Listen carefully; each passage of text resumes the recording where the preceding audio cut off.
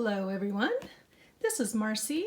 Welcome to my channel here at Creators Call Shop, and I am so delighted to be hanging out with all of you today. As you can see, my thrifting trip to look for another binder or two for my idea book was very successful.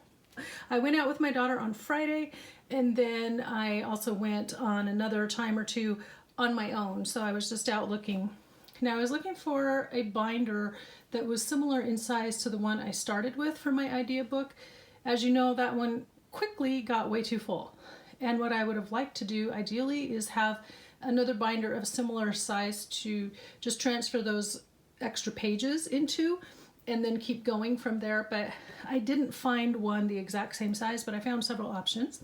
So today is going to be a junk journal thrift haul. If you want to craft along or if you want to get comfy, then go ahead and get what you need to be ready to watch, and I will be right back with you in just a moment.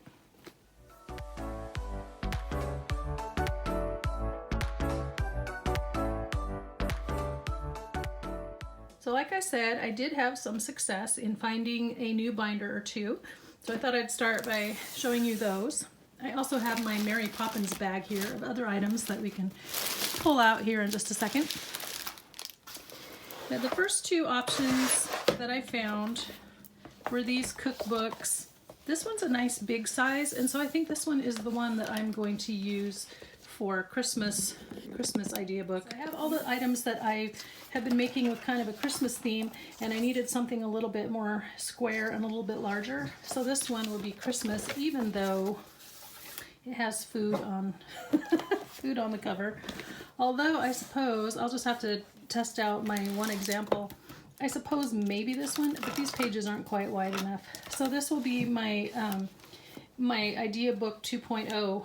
The first one that I started with will have pockets, and then I'll be putting some of the other things in here. And as you see, I got tons of pages.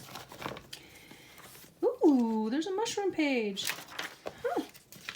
Okay, wow. So when I'm taking out pages, I'll just have to check and see if there are any that would be great for using in journals. This one's a little newer with more glossy pictures. It's not really my favorite kind as far as book pages to use in crafting, but it looks like there's some possibilities. And this is the Better Homes and Gardens prize-winning recipes, and it looks like it was probably, let's see, like from the 90s or something. Looks like that page is gone. So anyway, not super old. Okay, I have my dog in here, and I thought she'd be happy in here with me, but now she's barking, so I'm going to let her out. Come on, you stinky thing. I thought she'd be happy in here with me because my husband has his office door shut and I shut my door to record, and that makes her really grouchy, but since she wants to bark, she can't come in. So yeah, Christmas continuing idea book. And then I did find, I found this one. It's actually a photograph album. I think I have it upside down. So I like the size of it, and I think maybe it will come in useful for something else. The irony of this is that a year and a half ago, when I was trying to clean a lot of stuff out of my shop and out of my supplies, I got rid of a bunch of binders. Sold them in my shop, and now I'm back out there looking for them again. I did find this handy dandy thing. Now this is a 12 by 12 zippered pouch. I thought this would be nice for my scrapbook nights for taking paper, and then it can just slide over the handlebars of my bag on wheels that I found to take. So I never had one of these back in the day. I found a couple of alternative binders as well, and I'm just not 100% sure about them because they are very thick, very heavy, and also they're America's Test Kitchen and Taste of Home. And so they have super awesome recipes in them, but I personally don't need a recipe book. So I'm not sure.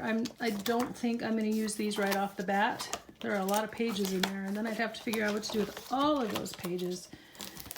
But they are kind of the right size, which is why I picked them. Unfortunately, none of these have rings that line up with the first binder that I started using, so I have to figure something out there. Oh, that one's cracking. Anyway, so now on to the Mary Poppins bag of tricks.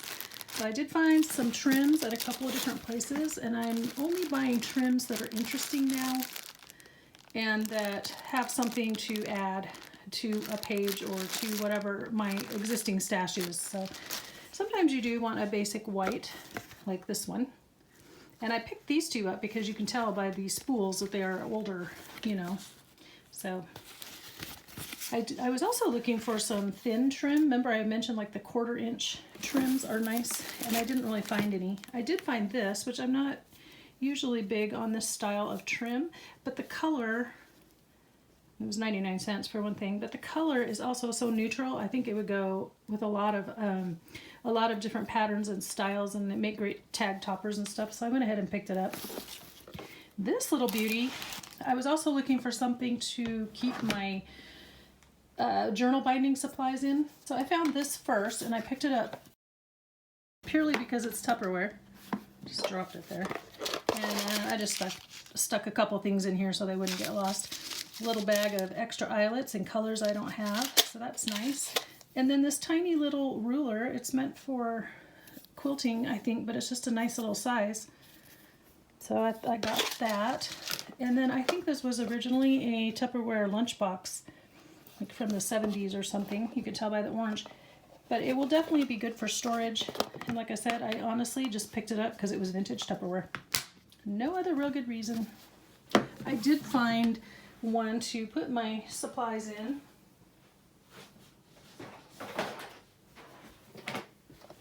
I had them in a zippered pouch, but I wanted to transfer most of it over to here because it was just kind of all over and hard to get in and out of the pouch all the time. And this has a little more space, so it's just one of those kids' school supply boxes, but I like the color on the lid. So as you can see, I've already transferred stuff. And now I'll have to find a new use for the zippered pouch. Yeah. And then at a couple of different places, I found rubber stamps. So this one, this is a PSX stamp, which, as you know, was high quality, and they don't exist anymore, and they were expensive. So this one is from the mid-90s, and it was almost $12, but now I got it for $2. I have one very similar that also says rosacea, but the hybrid, this is a hybrid rose, and the other one's a wild rose. So I picked this up because rose images you can't go wrong with. Love it. And then this one is a bag of all kinds of sayings. The one that caught my eye was this one: creativity is allowing yourself to make mistakes. Art is knowing which ones to keep. And I think we're all in process trying to figure that one out. Has another really cute hand-stamped stamp that I don't own. And let's see. I don't have time to be this busy, which is exactly how I feel right now. And this one, what if the hokey pokey really is what it's all about? That makes me giggle. And then here's another one from the heart, you know, homemade gift or hand-stamped gift. So I liked all of these. These are all ones that I would definitely see myself using.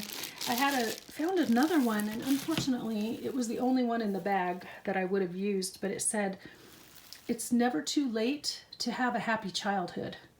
And I really liked that, but I didn't like anything else that was in that bag. This one, let's see, let's pull these out for a sec. Just random stamps. And yes, I do pull these darn stickers off. Makes me mad. They cover it all up. And they also cover up, when you're looking at the old stuff, they cover up the maker's marks on them. So you can't tell. And so I peel back the sticker carefully. I try not to rip it. I thought this one would be really cute. I think it's intended as a wedding stamp, but my daughter had a couple of princess birthday parties, and you could definitely use it for a fairy tale journal or princessy themes or anything like that. But it's happily ever after. Super cute. Okay, see, you can tell I started peeling that off. I could only read part of it, so let's find out what it really says. I could read that best portion of a good man's life. It caught me with that, so I took a chance on it, so I have no idea what this says. I have a lot of stamp cleaning to do in my near future because some of these are pretty grungy. Sticking to me. Maybe I should have done this off camera, but I just thought maybe the element of surprise might be as intriguing for all of you as it is for me. And maybe this is a quote we should all know. I don't know. Let's see. Yuck. Now it stuck to me. That best portion of a good man's life, his little, nameless, unremembered acts of kindness and of love. It's obviously a phrase, not the full quote, by William Wordsworth. And that's from Stampin' Up. So I suppose I could always look up the rest of this quote and see what he's referring to. But anyway. And then this one, again, it said PSX, and you can kind of tell that it has flowers. So here we go. Thank you, Idaho Youth Ranch. I need to find out about their distribution center. Remember it caught on fire last summer?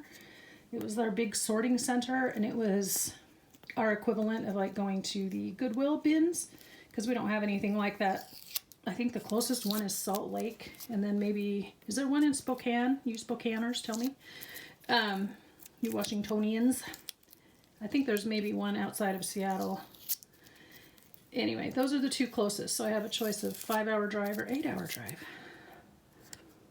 But their Youth Ranch distribution sorting center caught on fire last year, and I don't think that it's back up and running, but I haven't tried too hard. I don't really go in the winter. I don't really want to be in there in the winter. It's just not, it's not heated, and you know, that many people and no bathroom, not very fun. So hopefully when it gets revamped, when they get it back up and running, it'll be a little bit nicer to go. So look, narcissus. My mom plants these in her yard. So that's how I know. They're similar to a daffodil, but not quite. But anyway, another PSX stamp. And then this guy, a PSX stamp. He's a turkey, and he's really nice. I have another turkey stamp that's bigger, but I like the size. Somebody tried to sell it, it looks like, at a garage sale for 99 cents. I like this one. Oh, leaves. And I thought it's just a nice basic one to use in the background of things. I wanted to find some smaller ones, like little, almost like the peg stamps, you know, that have the little tiny flowers and stuff on them just for accents, but I'm not going to be able to get that off. So you get the idea. But I like that one. This one, you can tell it's a dress. You can sort of tell it's a dress here. I have a slightly bigger version of this that's very similar but not identical. This one is a Stampin' Up stamp. And I don't have this, but it goes nicely with some other ones that I do have in a set. So you can kind of see that there. And then this one was just snowflakes. Again, another PSX. And I had just gotten done doing all those Christmas journals. This has got a nice design on it, and I can stick it with the other snowflake stamps I used, because a nice small one to fill in the spaces is always really good. So that's that. I believe that's all my stamps. I found this, and honestly, again, I don't need another cookbook, but I bought it because I've seen other people use this one, and I just didn't want it to go to the landfill. I don't think other people will appreciate it as much as we all do. But look at the pretty pictures. And I liked all of the designs and stuff on the pages. So if I decide to put it in my shop, I will definitely let you guys know. It needs a good cleaning. And I have a couple other that are not this, but kind of similar in style. But I literally picked it up to save it from a terrible fate. Let's see, what else we got in Mary Poppins' bag? I stood there and went through all of these cards and matched them up with their envelopes because they're cute. I have some others that are in this style by these.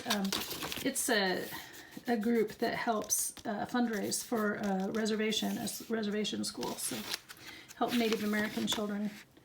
Aren't these cute? So I went through and matched up. That one says Happy Thanksgiving, and this one has an angel, so they don't exactly match, but close enough. Christmas Joy. And there's with the cute little sheep on the front. There's another one with the sheep and shepherds, and this one says Peace. So somebody had already gone through, so these aren't all exact matches, but I matched them as closely as I could, so I'd have the pretty envelope and the card for everyone. Isn't that cute? And here's the manger. Here's... This one has baby Jesus and the little lambs. And here it is again. So aren't these stinking adorable? So cute. And then I think these come from different Yeah, here's another one. It's from another mission group. I found these at St. Vincent de Paul, so these are probably different Catholic charities. There's that with the beautiful house. Doesn't that look like a Thomas Kincaid? And the matching envelope. This one has cardinals to go in my future cardinal journal I still want to do. This one has Mary. I'm not sure that this is the right envelope, but it was close enough. So I went with it. And then this one just had a cute little bird. So these are almost all Christmas. And that's that envelope. So I'll have, that'll be easy to file away, won't it? Let's see, I'm going to pull out a few things and move the bag. I'm going to go put that bag back out in my car because that's the one I take to the thrift store. Okay, so a bunch of different trims. I was trying to go with seam bindings and laces. Colors I don't have, or neutrals that I'm low on. So that's what I got there. This purple. For some reason, there's not a lot of purple out there. These are just little felt thingies that you can put, and I thought it'd be nice on the front of a journal at some point. And then I got index dividers. For these have the months of the year, so those are always handy. And then I found an interesting set, just different things. And yes, I opened the tape, even though they're sure they didn't want me to. Because I'm not just going to buy it without knowing what I have. But these are cute little word stamps. And see, this nice person, who's probably a demonstrator, has stamped all of them so I know what I have. And it looks like some of them stuck to the... Looks like they're magnetic. Huh, interesting. So I don't know. Is there like a... Maybe I'm just supposed to stick them to the lid. Huh, cool. Not sure what, you know, what the stamping base is supposed to be. But anyway, so there's all of those. So that's fun. And these are, I think, is that memory... what's the word I want? Memory, not memory makers. Anyway, you guys know. It's that brand. Here's another set of wood stamps. Again, they're alphabets. I have a few alphabet stamps, but not a lot. And I'm going to have to go back and obviously put these in order. But I like the font on this one. And they're only $1.99. I mean, good grief. When these were on sale, they were a lot more than that. Let's just say. So this one was being offered stamp abilities. Yeah, $10 on that one down there. $10 on this. So, and then this one's a little bit different version. This is like the lowercase, I think, of that one. The bigger ones were called Party. These are called Kids. And it beats trying to write them by hand, that's for sure. So I found all of these, which I was very excited about, and believe it or not, which I never see, a die cut. And I didn't even look. I saw the envelope, and that's the one I've been wanting for a while. So let's see what we got. Okay, so we have the little mini envelope die cut, stinking cute. And then this one says hello, which I don't know how much I would use that, but I really wanted the envelope. And then look at this. There's a little bird and flower and branch. So I got a little bonus in there. That was only $1.99, so can't complain about that. Not at all. Put those back. And then I got this Reader's Digest. So I mentioned that project that I was working on for somebody I know for her daughter, and when I was looking to figure out what I wanted to use for the cover, I know I wanted to use red because it was her favorite color, and I saw this one at a thrift store. Nice old Reader's Digest. A little bit more. Most of the ones I've seen are $2 or whatever, but the places where I used to find them, those thrift stores, have gone out of business. Like end of 2019, before we really had a chance to get impacted by COVID. So it's unfortunate because those were two of my favorite places to go look for random things. But this one is $2.99, so not terrible. I have some others that I had found when we went thrifting in Washington at one point, and they were like $1 a piece. So I guess it all evens out. But I definitely liked the cover on this. So I think that is everything. I'm gonna have fun cleaning up here. But yeah, it sure looked, oh wait, two more things two more things. Okay, so one thing I've been looking for forever. Hold on, I'm going to crinkle off screen. I told myself that if I ever saw this in a thrift store or like at the creative reuse store, one thing I never invested in was a brayer. And look what I found. So they also had this one. I saw this one first. I was like, well, I could use that for a brayer. And then I saw this one, which is an actual brayer. I'm going to test them out because what I think this actually is one of those pie crust rollers that helps you flatten out your pie crust in the pie pan. So it's in really nice shape. So I thought, look, I have a wide end and a narrow end because just depending on what you're using, and it's got a good grip on it. And the reason I know that that's what this is because I used to own one, but I never used it, so I got rid of it. But I never thought of using it for a crafting tool, but mine was plastic and this one's wood, so it's got a little more heft to it. So yeah, I have this brayer here, which I've been really eager to find one and really mad that I never bought one, but they were so expensive back then. Good grief. It's on a budget. I didn't work and I was making like $30 a month cleaning house for somebody. Anyway, so I got the red and black brayer for $1.39. So after a while, it all comes back around. So yeah, this is what I found, and I hope you guys enjoyed that. Maybe, when you're out looking around, for me, it just helps me to find and see easier what's out there when I have a craft haul that I've seen before. So I'm sorry, I'm talking and trying to arrange the shot. Anyway, yeah, so now I have options and I'm excited to continue on working on the idea book and then just making things to go in my idea books and just having a lot of laid back crafting sessions in the near future. I'm trying to film ahead. I want to sit down and finally get filmed ahead again. I haven't been since November when I got back from my trip to Cozumel. And our kids, I think we may end up going to visit them in Washington here very shortly. And then also, I've been wanting to plan a trip down to California in February to see my friend Kimberly and to see some family and stuff. So I need to get that all figured out, but I couldn't. I had too many things to think about in November and December, so nice to have those done. I don't know if you guys are like that, where you just have to focus on one thing at a time. I mean, I function better that way. But anyway, I'm just wanting to get filmed ahead. But our kids, very exciting news, the two in Washington, the two meaning daughter and her husband, daughter and our son-in-law, they just got a house. They put in an offer. They've been looking for about a week or two. They needed to move, and I can't remember if I've already mentioned this, but they needed to move. They've been living with his parents and in the basement of a very large house. So they had a basement apartment that was separate, and they've been living there since we moved them in March of 2020, the day the entire state shut down for COVID. It's kind of spooky and eerie. We'll never forget it. So he's been going to school, and then he got his bachelor's in May, but now he's going back to work on his graduate degree. But the deal always kind of was that they would just stay there for a couple of years, and then his folks weren't sure what they wanted to do because they also have a place in Boise and just want to go back and forth between the two.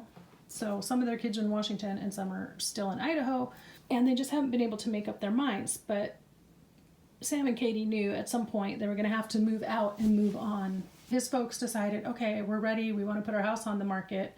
It got bought by Sam's sister. And so it kind of ended up leaving Sam and Katie in the lurch because they all made their plans but failed to communicate.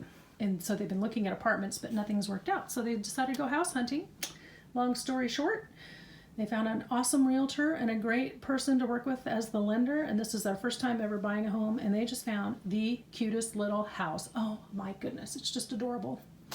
So put in the offer just 2 days ago, and it was accepted by the seller. And it's great because it won't require a lot of work from them. It's at the tippy top of their budget, but they won't have to do anything to it when they move in. So that's really nice. And now they have a home for the next several years while he finishes his master's degree, and then he has to figure out where he wants to go to get his doctorate. So anyway, gives him some peace of mind, and now we have a place to stay when we come visit. So yeah, that's super happy news. We're delighted. we may be going to help them move. They offered a 20-day close, so they'll be closing the end of January. And then we would be helping them move probably at some point in February. So I got to get my life squared away again and get my filming ahead. That was a long ramble, wasn't it? So today's quote, we're going to read another one from one of these cute little Mary Engelbreit books that I have. And this one was about friendship. And it's got a recipe for happiness. Isn't that the cutest? They're baking. Little Franz, she's in the kitchen and her pal's coming over. Don't you love these doors? They don't make them, but we all love them when we think of home and nostalgia. We all think of that. So our recipe for happiness, I'm going to pull it up here so we can all read it. Combine 4 parts of contentment, 2 parts of joy, and 1 part pleasure. But these ingredients must be grown in one's own garden. Sometimes they may be obtained of a good friend. When so procured, a fair return must be made, or else happiness spoils and becomes trouble. Sometimes discontent and ambition have been combined in a desire to obtain happiness, but fame or wealth have resulted, and persons who have tasted these say they are inferior substitutes. Wow. Yeah, so I find it interesting. Your recipe for happiness must be made up of contentment, joy, and pleasure, but you have to grow them yourself in your own garden. That's not something that you can get anywhere else, unless if you have a good friend, sometimes you receive some of these things from that friendship. That is really interesting. Thank you, Mary Engelbreit. We appreciate your words of wisdom. I love how she collects the quotes. We're going to close with that today. Mercifully short video for you all. Hope you guys have been having a good week and have been happily crafting and making lots of great things. That wraps it up for this week. So be inspired and do something creative today. Why don't you guys tell me down in the comments what you've been working on? What's your project for the new year, or what are you enjoying? What have you made, maybe something you've been looking forward to making, or something that just burst into your brain and you're happily and very excitedly getting it made. I will see you next time. Bye-bye now.